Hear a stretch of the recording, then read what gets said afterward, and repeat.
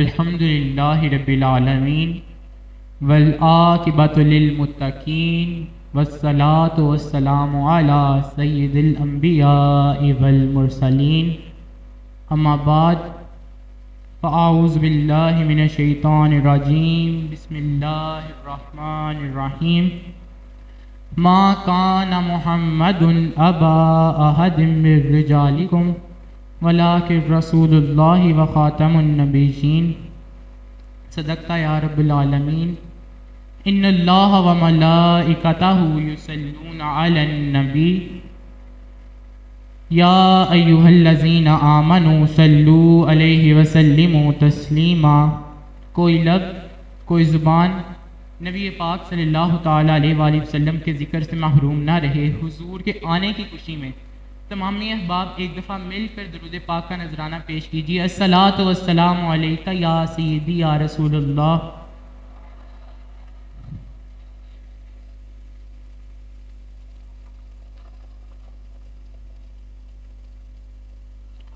وعلی آلک واصحابک یا رحمت للعالمین۔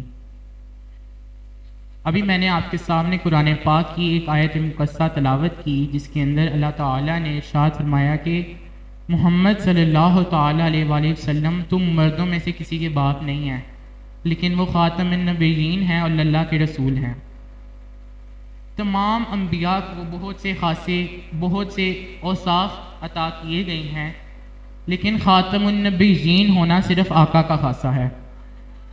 لیکن خاتم النبیین ہونا جو ختم نبوت کا تاج ہے وہ آقا جانے جانا علیہ الصلوۃ والسلام کو عطا کیا گیا ہے۔ اس لیے اقبال نے فرمایا تھا کہ پس خدا بر ما شریعت ختم کر دے۔ اقبال فرماتے ہیں کہ پس خدا بر ما شریعت ختم کر بس بر رسول ما اطاعت ختم کر۔ اقبال فرماتے ہیں کہ اللہ تعالیٰ نے نبی پاک ہم پر شریعت ختم کر دی، اور اقبال فرماتے ہیں ہم پر شریعت ختم کرنے کے بعد نبی پاک صلی اللہ تعالیٰ علیہ وآلہ وسلم پر رسالت ختم کر دی۔ حضرت ابو ہریرہ رضی اللہ تعالیٰ عنہ سے روایت ہے، آپ فرماتے ہیں کہ بنی اسرائیل کی جو قیادت ہے وہ ان کے انبیاء کیا کرتے تھے، یعنی جب ایک نبی کا وصال ہوتا تو دوسرا نبی آتا، جب اس نبی کا وصال ہوتا تو پھر اس کے بعد نیا نبی آتا، یعنی نبی کے بعد نبی آتا، اپنی امت کو سمجھانے کے لیے نبی کے بعد نبی آتا۔ مگر نبی پاک صلی اللہ تعالیٰ علیہ وآلہ وسلم نے ارشاد فرمایا کہ میں آخری نبی ہوں اور میرے بعد کوئی نبی نہیں۔ نبی پاک صلی اللہ تعالیٰ علیہ وآلہ وسلم کی یہ حدیث ہے کہ نبی پاک صلی اللہ تعالیٰ علیہ وآلہ وسلم نے فرمایا کہ بنی اسرائیل کی قیادت کرنے ان کے انبیاء آتے تھے مگر میں آخری نبی ہوں اور میرے بعد کوئی نبی نہیں ہوگا، کیونکہ نبی پاک صلی اللہ تعالیٰ علیہ وآلہ وسلم نے ایک جگہ ارشاد فرمایا ہے کہ علماء جو ہیں وہ انبیاء کے وارث ہیں، جو دین سمجھایا ہے لوگوں کو، جو انبیاء ہیں جو انہوں نے دین سمجھایا ہے اس کو آگے جاری کرنا جو ہے وہ علماء کا کام ہے۔ حضرت ارباز سے روایت ہے، آپ فرماتے ہیں کہ نبی پاک صلی اللہ تعالیٰ علیہ وآلہ وسلم نے ارشاد فرمایا کہ اللہ تعالیٰ کے نزدیک حضور تب بھی خاتم النبیین تھے، جب اللہ تعالیٰ کے نزدیک حضور لوح محفوظ پر تب بھی خاتم النبیین تھے جب آدم علیہ السلام کے جسم نے اپنی روح سے تعلق نہ پکڑا تھا۔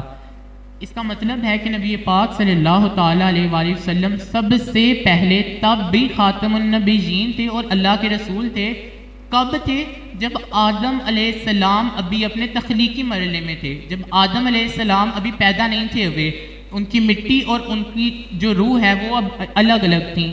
نبی پاک صلی اللہ تعالیٰ علیہ وآلہ وسلم تب بھی نبی تھے۔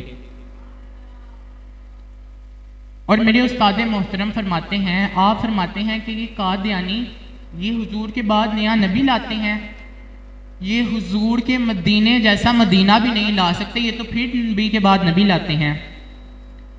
یہ ہمارے نبی پاک صلی اللہ علیہ وآلہ وسلم کے مدینے جیسا مدینہ بھی نہیں لا سکتے، نبی تو بڑی دور کی بات ہے۔ کہاں میرے ودھا کے چہرے والے آقا اور کہاں یہ کانا قادیانی۔